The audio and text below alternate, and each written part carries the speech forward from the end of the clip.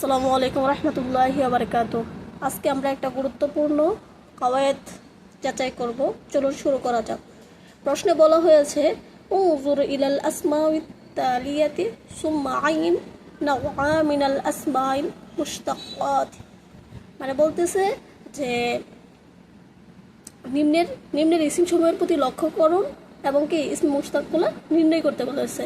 আগে মাবদা ও বলেন তো এটা কিসের? এটা হচ্ছে ইসমে জরফ। আমরা কিন্তু জানি জবর বিশিষ্ট মিম এটা কিসের আলামত? জরফের আলামত। মাসজিদু জবর বিশিষ্ট মিম।